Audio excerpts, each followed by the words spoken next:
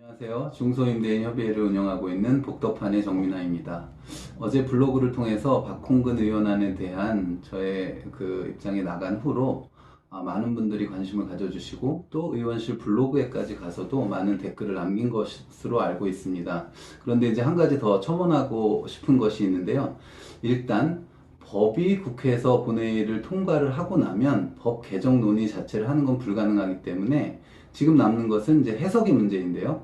이 해석은 사실 의원실이 할 수 있는 건 아니에요.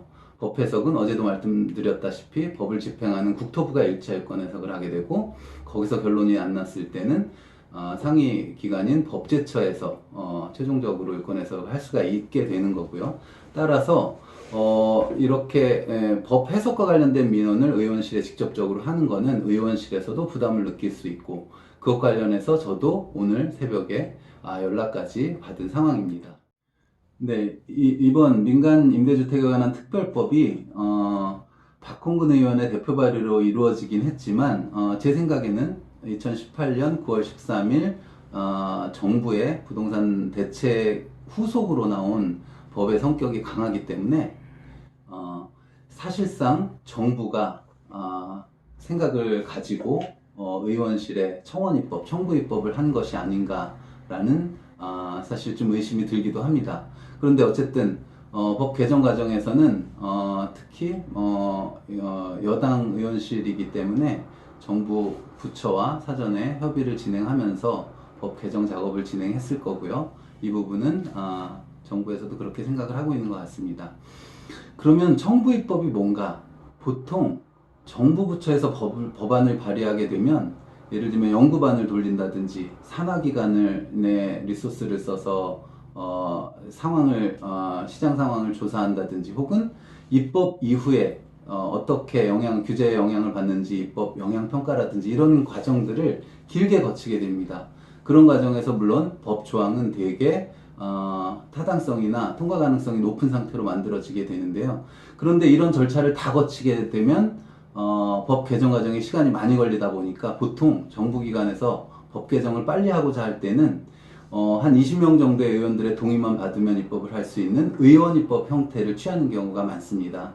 그래서 그런 경우에 이제 우리는 정부 부처의 청구 입법이라고 하게 되는 거죠. 그래서 이번에 박홍근 의원 안 같은 경우도 그런 성격이 있지 않나라고 생각을 하고 있습니다.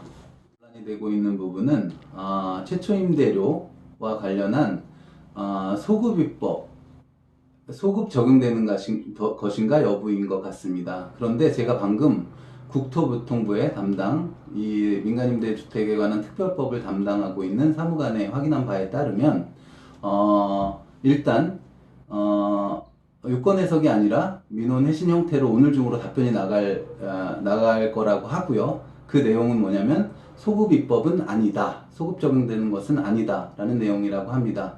그런데 제가 보기에는 이게 완벽한 소급 입법이냐 아니냐에 대해서 여전히 반반이라고 말할 수밖에 없는 상황인 것 같습니다. 그 이유는 만약 법 시행이 되는 6개월 후, 즉 올 10월 6일 이후에 등록하는 임대사업자의 경우에는 기존의 임차인과 계약을 맺고 있었다면 그 임대료가 최초 임대료가 되는 것이고 그 이전의 경우 사업자를 낸 경우에는 임대사업자 등록 후 최초로 계약되는 임대료가 최초 임대료가 되는 것입니다. 그러니까 쉽게 말하면 내가 임대사업자를 언제 등록하느냐에 따라서 소급이라고 느낄 수도 있고 아니라고도 느낄 수가 있게 되는 것이죠.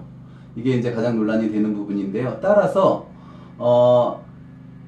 이번 민간임대주택에 관한 특별법 개정과 관련해서는 유권 해석이 이미 국토부의 입장이 명확하기 때문에 이걸 가지고 더 이상 갑론을박하는 것이 큰 의미가 없다고 생각을 합니다.